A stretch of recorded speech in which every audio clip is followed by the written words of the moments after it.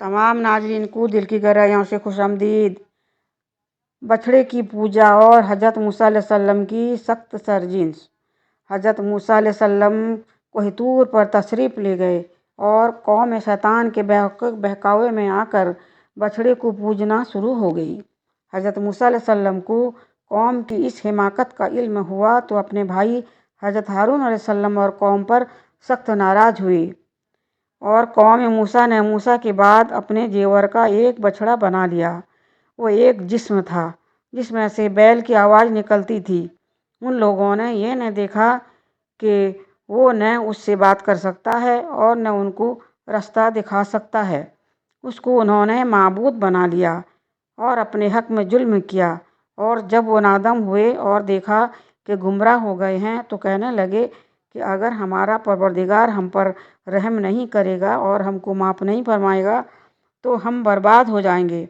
और जब मूसा अपनी कौम में नहायत गुस्से और अफसोस की हालत में वापस आए तो कहने लगे कि तुम मेरे बहुत बुरे जानशीन साबित हुए। क्या तुमने अपने रब के हुक्म पहुँचने से पहले जल्दी की? ये कहा और शुद्दत गजब से तौरेत की तख्तियाँ डाल दी और अपने भाई के सर के बालों को पकड़कर अपनी तरफ खींचने लगे। उन्होंने कहा कि भाईजान, लोग तो मुझे कमज़ोर समझते थे और करीब था कि कत्ल कर दें, सो ऐसा काम न कीजिए कि दुश्मन मुझ पर हंसें और मुझे जालिम लोगों में मत मिलाइए। तब उन्होंने दुआ की कि ऐ मेरे परवरदिगार, मुझे और मेरे भाई को माफ़ फरमा और हमें अपनी रहमत में दाखिल कर, तू सबसे बढ़कर रहम करने वाला है। अल्लाह ताला ने फरमाया कि जिन लोगों ने बछड़े को माबूद बना लिया था उन पर परवरदिगार का गजब वाक़ा होगा और दुनिया की ज़िंदगी में जिल्लत नसीब होगी और हम अफ्तरा परदाराजों को ऐसा ही बदला दिया करते हैं। और जिन्होंने बुरे काम किए फिर उसके बाद तौबा कर ली और ईमान ले आए तो कुछ शक नहीं कि तुम्हारा परवरदिगार उसके बाद बख्श देगा कि वो बख्शने वाला मेहरबान है।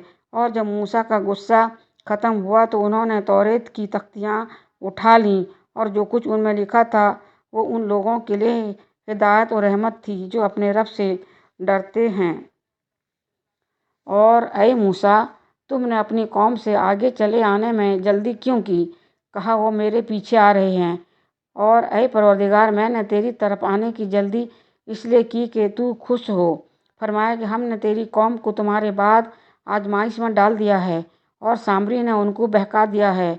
और मूसा गम और गुस्से की हालत में अपनी कौम के पास वापस आए और कहने लगे कि ऐ मेरी कौम, क्या तुम्हारे परवरदिगार ने तुमसे एक अच्छा वादा नहीं किया था?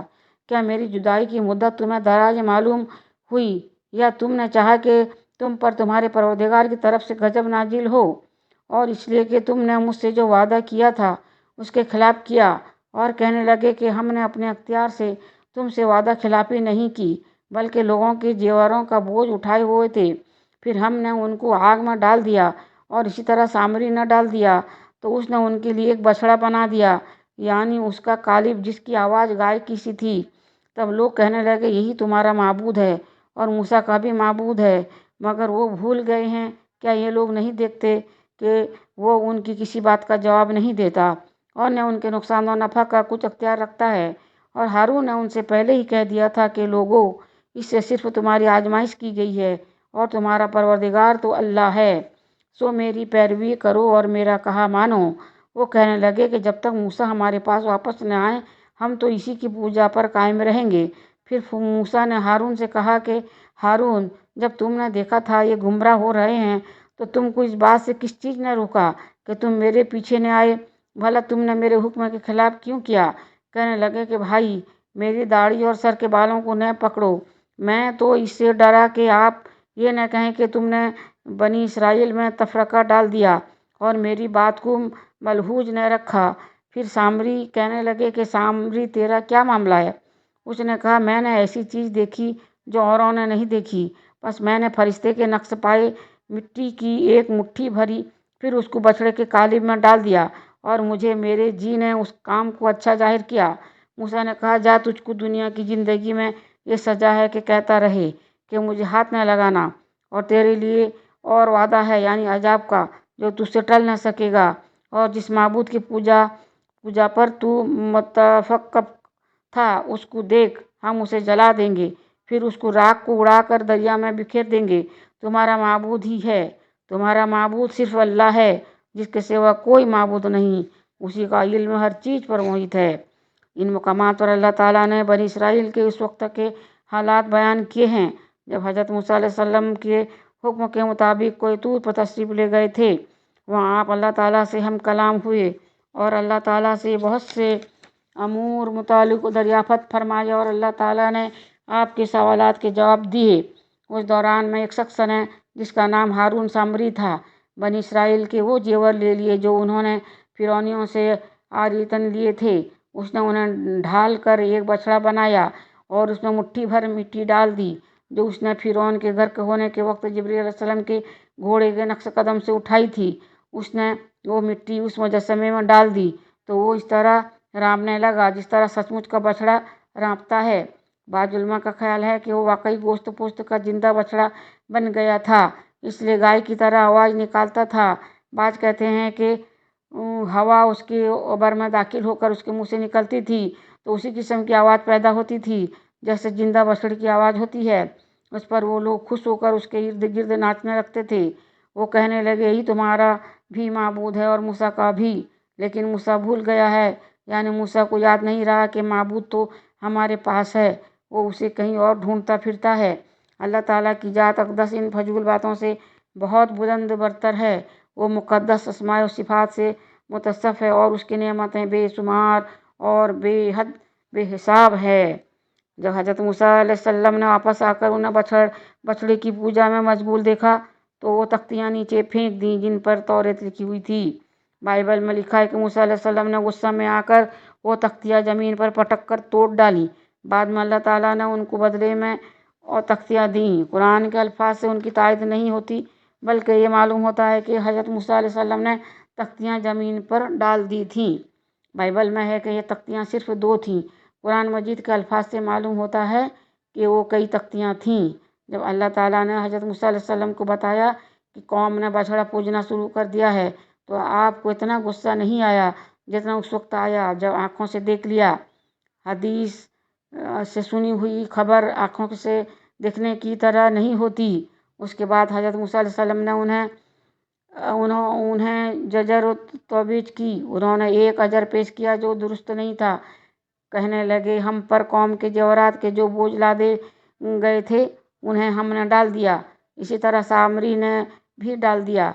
उन्होंने फिरौनियों की जेवर को अपने कब्जे में रखने में हर्ज महसूस किया, हालांकि वो दुश्मनों से हासिल होने वाला माल था जिसे लेने का हुक्म उन्हें अल्लाह ताला ने दिया था। लेकिन जहालत और बेअक्ली की वजह से उन्हें बछड़े का मुजस्समा पूजने में कोई हर्ज महसूस न हुआ, जो महज एक बेरूह जिस्म था, लेकिन उसमें से रांपने की आवाज़ आती थी। फिर आप अपने भाई हज़रत हारून की तरफ मुतवज्जह हुए और फरमाया, ए हारून, उन्हें गुमराह होते हुए देखते हुए तुझे किस चीज़ ने रोका था कि तू मेरे पीछे न आया? यानी आपको चाहिए था कि मेरे पास तूर पर आकर उनकी इस गलत रवि की इत्तला देते। उन्होंने अर्ज की, मुझे तो सिर्फ ये ख्याल दामिन गिर हुआ कि कहीं आप ये न कहें कि तूने बनी इसराइल पर तफरका डाल दिया, यानी आप उन्हें छोड़कर मेरे पास आ गए, हालांकि मैं आपको अपना नायब बनाकर आया था। हज़रत मूसा अलैहिस्सलाम ने फरमाया, ऐ मेरे रब, मेरी और मेरे भाई की खता माफ़ फरमा और हम दोनों को अपनी रहमत में दाखिल फरमा, और तू सब रहम करने वालों से ज़्यादा रहम करने वाला है। हज़रत मूसा अलैहिस्सलाम हज़रत हारून अलैहिस्सलाम को भी दुआ में शामिल किया क्योंकि उन्होंने लोगों को इस जुल्म अजीम से सख्ती के साथ मना किया था। इरशाद बारी ताला, और हारून ने उससे पहले उनसे कह दिया था कि ऐ मेरी कौम, इस बछड़े से तो सिर्फ तुम्हारी आजमाइश की गई है, यानी अल्लाह की तकदीर से ये वाक़या पेश आया है और तुम्हें आजमाने को उसने उस बछड़े में आवाज़ पैदा कर दी। तुम्हारा हकीकी परवरदिगार तो रहमान ही है, ये बछड़ा नहीं। लिहाजा मेरी बात सुनकर तुम सब मेरी पैरवी करो और मेरी बात मानते चले जाओ। उन्होंने जवाब दिया, मूसा की वापसी तक तो हम उसी की मजावर बने बैठे रहेंगे। इस आयत में अल्लाह ताला ने हारून अलैहिस्सलाम के हक़ में गवाही दी है कि उन्होंने लोगों को बछड़े की पूजा से मना किया था, लेकिन लोगों ने आपकी बात नहीं मानी। सामरी का बछड़ा अंदाज़ आतिश कर दिया गया। फिर मूसा अलैहिस्सलाम सामरी की तरफ मुतवज्जह हुए और फरमाया, सामरी, तेरा क्या मामला है, तूने ये काम क्यों किया? उसने जवाब दिया, मुझे वो चीज़ दिखाई दी जो उन्हें दिखाई नहीं दी, यानी मुझे जिब्रील अलैहिस्सलाम नज़र आ गए जबकि वो घोड़ी पर सवार थे। तो मैंने फरशत इलाही के नक्श कदम से एक मुट्ठी भर ली, यानी जिब्रील अलैहिस्सलाम की घोड़ी के नक्श कदम से मिट्टी ले ली। बाज़ मुफस्सिरीन ने बयान किया है कि सामरी ने देखा कि घोड़ी जहाँ कदम रखती है वहाँ घास उग आती है। उसने वहाँ से मिट्टी ले ली। फिर जब वो सोने के बछड़े में डाली तो मज़कूरा वाक़या पेश आया, इसलिए उसने कहा मैंने उसे उसमें डाल दिया। इसी तरह मेरे दिल ने ये बात मुझे समझा दी। मूसा अलैहिस्सलाम ने कहा, अच्छा जा, दुनिया की ज़िंदगी में तेरी सज़ा यही है कि तू कहता रहे मुझे न छूना। सामरी को ये बद्दुआ दी गई कि उसे कोई न छुए, क्योंकि उसने वो चीज़ छुई थी जिसे छूना उसके लिए जायज़ न था। उसे दुनिया में उस जुर्म की ये सज़ा मिली और आखिरत में भी अजाब होगा। जैसे जैसे फरमाया, एक और वादा भी तेरे साथ है जो तुझसे हरगिज़ न टलेगा। अब तो अपने इस माबूद को भी देख लेना जिसका एतकाब किए हुए था। हम उसे जलाकर समंदर में रेजा रेजा उड़ा देंगे। चुनांचे मूसा अलैहिस्सलाम ने उस बछड़े को आग में जला दिया। बाइबल में भी यही लिखा है कि उसे समंदर में बिखेर दिया और बनी इसराइल को उसे पीने का हुक्म दिया। जिसने बछड़े की पूजा की थी उसने होठों पर उसकी राख चिपक गई। बात कहते हैं कि उनके रंग जर्द हो गए। उस वक्त मूसा अलैहिस्सलाम ने उन्हें फरमाया, असल बात यही है कि तुम सबका माबूद बरहक सिर्फ अल्लाह ही है, उसके सिवा कोई परस्तिश के लायक नहीं। इसी का इल्म तमाम चीज़ों पर हावी है। अल्लाह ताला ने फरमाया, बेशक जिन लोगों ने गौशाला पर परस्ती की है उन पर बहुत जल्द उनके रब की तरफ से गजब और जिल्लत इस दीनवी ज़िंदगी ही में पड़ेगी और हम ऐसी ही सज़ा दिया करते हैं। चुनांचे ऐसे ही हुआ। बाज़ उलमाए अकराम बयान करते हैं कि अल्लाह ताला का ये फरमान हम पर दराजों को ऐसी ही सज़ा दिया करते हैं। क़यामत तक आने वाले हर बिद्दती के लिए अल्लाह का कानून है। फिर अल्लाह ताला ने अपने हिल्म और मखलूक पर रहम और एहसान का जिक्र करते हुए बयान फरमाया कि जो बंदा तौबा करे अल्लाह ताला उसकी तौबा कबूल फरमा लेता है। चुनांचे इरशाद है, और जिन लोगों ने गुनाह के काम किए फिर वो उनके बाद तौबा कर लें और ईमान ले आएँ तो तुम्हारा रब इस तौबा के बाद गुनाह माफ़ कर देने वाला, रहम करने वाला है। लेकिन अल्लाह ताला ने बछड़ा पूजने वालों की तौबा कबूल नहीं की जब तक उन्हें सज़ा के तौर पर कत्ल नहीं किया गया। जैसे इरशाद बारी ताला, जब मूसा ने अपनी कौम से कहा, ऐ मेरी कौम, बछड़े को माबूद बनाकर तुमने अपनी जानों पर जुल्म किया है। अब तुम अपने पैदा करने वाले की तरफ रुजू करो, अपने को आपस में कत्ल करो, तुम्हारी बेहतरी अल्लाह के नज़दीक इसी में है। फिर उसने तुम्हारी तौबा कबूल कर ली। वो तौबा कबूल करने वाला और रहम करने वाला है। बाज़ हज़रात ने फरमाया कि एक दिन जिन लोगों ने बछड़े की पूजा नहीं की थी उन्होंने अल्लाह के हुक्म से हाथों में तलवारें ले लीं। अल्लाह ने उन पर धुंध भेज दी ताकि करीबी रिश्तेदार अपने रिश्तेदार को न पहचान सके। फिर उन्होंने हमला करके इन सबको कत्ल कर दिया। कहते हैं उन्होंने इस सुबह 70,000 अफराद कत्ल किए। बाद लोगों ने उसके मजामीन में के अल्फाज से इस्तेदलाल किया है कि तख्तियाँ टूट गई थीं, लेकिन ये महल नज़र है। आयात के अल्फाज से उनके टूटने का इशारा नहीं मिलता। और मूसा ने इस मियाद पर जो हमने मुकर्रर की थी अपनी कौम के 70 आदमी मुंतखब करके कोई तूर पर हाजिर किए। जब उनको जलजले ने पकड़ा तो मूसा ने कहा, ऐ परवरदिगार, अगर तू चाहता तो उनको और मुझको पहले ही से हलाक कर देता। क्या तू इसी फेल की सज़ा में जो हम में से बेअक्ल लोगों ने किया है हमें हलाक करेगा? ये तो तेरी तरफ से आजमाइश है। उसे तू जिसे चाहे गुमराह करे और जिसे चाहे हिदायत बख्शे। तू ही हमारा कारसाज है, जो हमारे गुनाह बख्श दे और हम पर रहम फरमा। और तू सबसे बेहतर बख्शने वाला है। हमारे लिए इस दुनिया में भी भलाई लिख दे और आखिरत में भी। हम तेरी तरफ रुजू कर चुके। फरमाया कि जो मेरा अजाब है उसे तो जिस पर चाहता हूँ नाजिल करता हूँ, और जो मेरी रहमत है वो हर चीज़ पर मुहित है। मैं उसको उन लोगों के लिए लिख दूँगा जो परहेजगारी करते और ज़कात देते और हमारी आयतों पर ईमान रखते हैं। वो जो ऐसे रसूल नबी उम्मी मोहम्मद का इब्तिदा करते हैं जिनको साहब को अपने हाँ तौरेत और इंजील में लिखा हुआ पाते हैं। वो उन्हें नेक काम का हुक्म देते हैं और बुरे काम से روکتے ہیں اور پاک چیزوں کو ان کے لیے حلال کرتے ہیں اور ناپاک چیزوں کو ان پر حرام ٹھہراتے ہیں اور ان پر جو بوجھ اور توق تھے وہ اتارتے ہیں۔ سو جو لوگ ان پر ایمان لائے اور ان کی رفاقت کی اور انہیں مدد دی اور جو نور ان کے ساتھ نازل ہوا ہے ان کی پیروی کی، وہی مراد پانے والے ہیں۔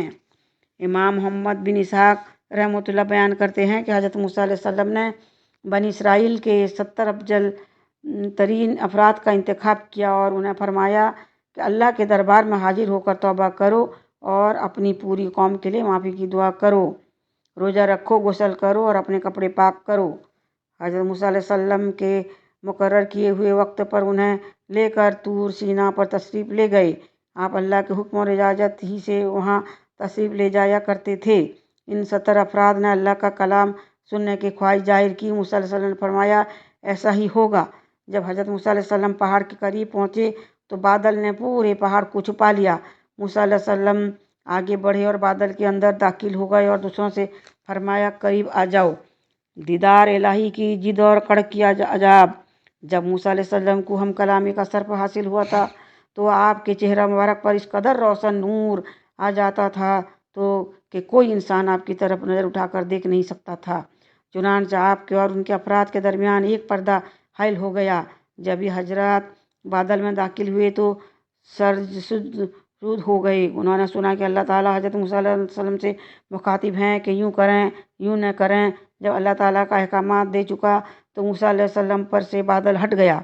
تب ان لوگوں نے کہا جب تک ہم اپنے رب کو سامنے نہ دیکھ لیں آپ پر یقین نہ کریں گے۔ اس پر ایک کڑک کی آواز آئی اور ان کی جانیں جسموں سے نکل گئیں، وہ مر گئے۔ تو موسیٰ علیہ السلام عجیز و نیاز کے ساتھ دعا کرنے لگے۔ آپ نے عرض کیا اے میرے پروردگار، اگر تجھ کو یہ منظور ہوتا تو اس سے قبل ہی ان کو اور مجھ کو ہلاک کر دیتا۔ کیا تو ہم میں سے چند بیوقوفوں کی حرکت پر سب کو ہلاک کر دے گا؟ یعنی ہم میں سے جن بیوقوفوں کے بچھڑے کی پوجا کی ہے ان کی وجہ سے ہمیں نہ پکڑنا، کیونکہ ہم ان کے عمل سے لاتعلق اور بیزار ہیں۔ حضرت عبداللہ بن عباس رضی اللہ فرماتے ہیں کہ ان پر زلزلے اور کڑک کا عذاب اس لیے آیا کہ انہوں نے اپنی قوم کو بچھڑا پوجنے سے منع کیا تھا۔ یہ واقعہ تیری طرف سے ایک امتحان ہے، مطلب یہ ہے کہ اے اللہ تیری قضاء و قدر کے فیصلے کے مطابق وہ واقعہ پیش آیا جس کے ذریعے سے تو نے ان کی آزمائش کی، جس طرح ہارون علیہ السلام نے اس سے پہلے ہی ان سے کہہ دیا تھا اے میری قوم، اس بچھڑے سے تو صرف تمہاری آزمائش کی گئی ہے۔ یہاں بھی کا لفظ امتحان اور آزمائش کے معنی میں آیا ہے، اسی لیے کہا گیا ہے ایسے امتحانات سے جس کو تو چاہے گمراہی میں ڈال دے اور جس کو چاہے ہدایت پر قائم رکھے۔ تیرا فیصلہ اور تیری مرضی غالب ہے، جسے کوئی روک نہیں سکتا نہ پلٹ سکتا ہے۔ تو ہی ہمارا خبرگیر ہے، پس ہم پر مغفرت اور رحم فرما اور تو سب معافی دینے والوں سے اچھا ہے۔ ہم لوگوں کے نام دنیا میں بھی نیک حالی لکھ دے اور آخرت میں بھی۔ ہم تیری طرف رجوع کرتے ہیں، یعنی ہم توبہ کرتے ہیں۔ اللہ تعالیٰ نے فرمایا میں اپنا عذاب اسی پر واقع کرتا ہوں جس پر چاہتا ہوں اور میری رحمت تمام اشیاء پر محیط ہے۔ جیسے صحیح بخاری میں ہے کہ رسول اللہ صلی اللہ علیہ وسلم نے فرمایا جب اللہ تعالیٰ نے آسمان اور زمین کو پیدا کر لیا تو ایک تحریر لکھی، وہ اس کے پاس عرش پر رکھی ہوئی ہے۔ وہ تحریر یہ ہے کہ میری رحمت میرے غضب پر غالب ہوگی۔